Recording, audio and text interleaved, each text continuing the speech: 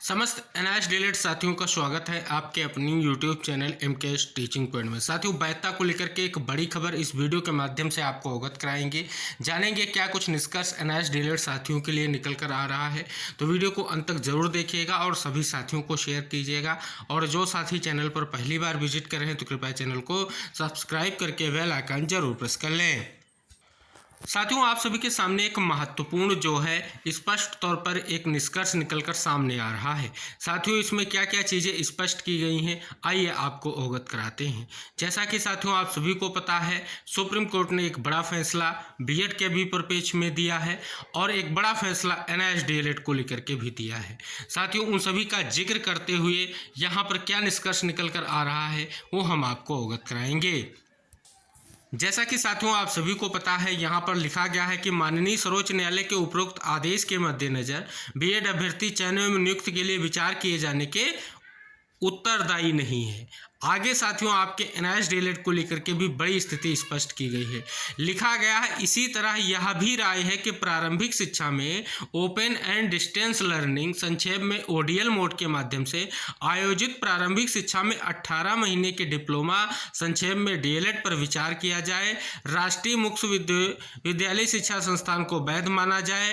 पहले ऐसे अभ्यर्थियों को ईटीटी पद के लिए पात्र माना जाता था। ये साथियों आप सभी को पता है, ईटीटी जो पद हैं उनके लिए क्या माना जाता था, पात्र माना जाता था। क्योंकि साथियों आप सभी को पता है, ये जो आप सभी लोगों के लिए महत्वपूर्ण नोटिस है, ये सभी को पता है, जो आपकी पंजाब में भर्तियां होती हैं, स्पेशली आपकी कहें तो प्राथमिक शिक्षक भर्ती को लेकर के, उसके बारे में ये महत्वपूर्ण निष्कर्ष निकल कर आ रहा है।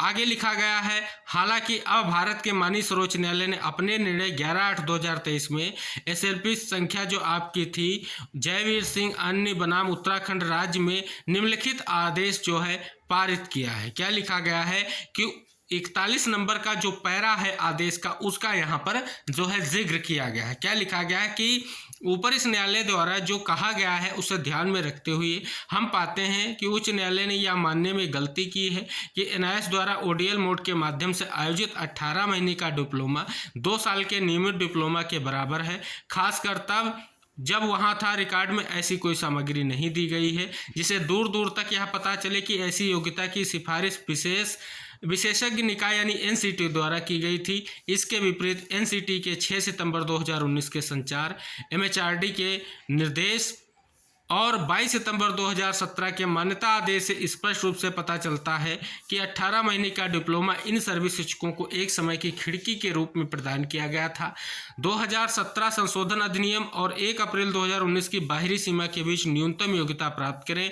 हमारे विचार में उच्च न्यायालय ने यह मानने में पूरी तरह से गलती की है कि 2 साल का डिप्लोमा 18 महीने के डिप्लोमा के बराबर है। साथियों, ये जो पैरा है सुप्रीम कोर्ट का जो आदेश है उसका पैरा नंबर 41 का यहाँ पर जिक्र किया गया है और आगे ये स्पष्ट कर दिया गया है कि माननीय सर्वोच्च न्यायालय के उपरोक्त आदेश के मद्देनजर एनआईएस से 18 महीने का डिप्लोमा या डीएलएड करने वाले उम्मीदवार चयन नियुक्ति के लिए विचार किए जाने के लिए उत्तरदायी नहीं है। यानी साथियों बात कर दी गई है कि जो भर्ती प्रक्रिया अब होगी उसमें साथियों ईटीटी के जो पदों पर भर्ती होती है उसको लेकर के ये निष्कर्ष निकल कर आ रहा है कि अब एनआईएस डीएलएड के जो अभ्यर्थी होंगे उनको जो है पात्र नहीं माना जाएगा, जिनको पहले पात्र माना जाता था।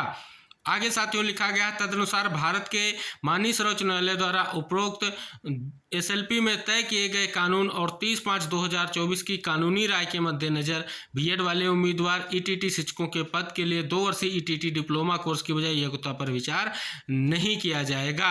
आगे साथियों स्पष्ट तौर पर लिखा गया है कि विज्ञापन संख्या 6/3/2020 इसी प्रकार राष्ट्रीय मुक्त विद्यालय शिक्षा संस्थान द्वारा प्रारंभिक शिक्षा में ओपन एवं डिस्टेंस लर्निंग संक्षेप में ओडीएल मोड के माध्यम से संचालित प्राथमिक शिक्षा में 18 महीने का डिप्लोमा संक्षेप में डीएलएड में नहीं होगा के दृष्टिगत विचार किया गया।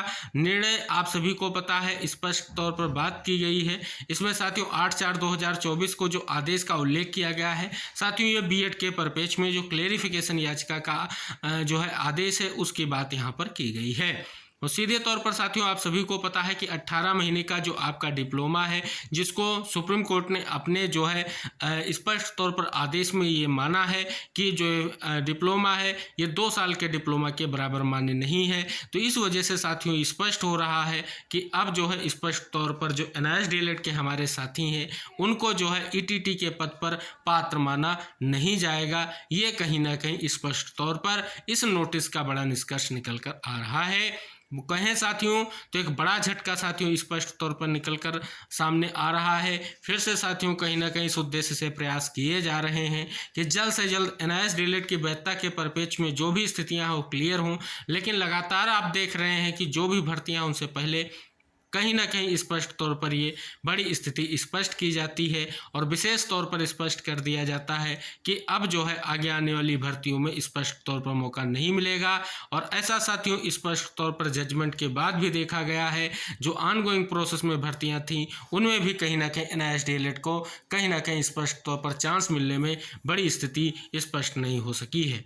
जैसा कि साथियों आप सभी को पता है इस नोटिस में स्पष्ट तौर पर लिखा गया है पहले इनको पात्र माना जाता था, लेकिन अब सुप्रीम कोर्ट ने आदेश दे दिया है और उस आदेश के आलोक में अब जो है इन्हें स्पष्ट तौर पर वैध नहीं माना जाएगा। ये साथियों इस खबर का स्पष्ट निष्कर्ष निकल कर आ रहा है। तो जैसा कि साथियों ये महत्वपूर्ण जो आप सभी लोगों के लिए खबर थी जिसका हमने यहाँ पर विश्लेषण किया और निष्कर्ष भी आपको हमने इंगित कराया है। हालांकि साथियों हमारे जो भी साथी हैं वो प्रयास कर रहे हैं। आप सभी को पता है ट्रांसफ़र पिटीशन याचिका डाल करके सीधे तौर पर कहीं ना कहीं स्पष्ट तौर पर जो मामले हैं, जो अन्य राज्यों के मामले हैं एक साथ कोर्ट में पेंडिंग है, उनको ला करके फिर से जो है कोर्ट के सामने स्पष्ट तौर पर अपनी बात को रखा जाए। इसके लिए आप सभी को पता है टीम्स प्रयासरत हैं और आगे क्या निष्कर्ष निकलेगा ये कोर्ट पर निर्भर करेगा।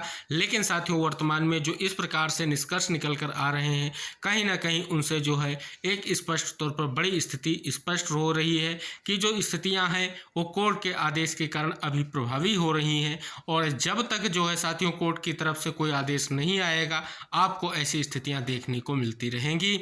लेकिन जो आपके प्रयास हैं वो कंटिन्यू रूप से जारी रहने चाहिए।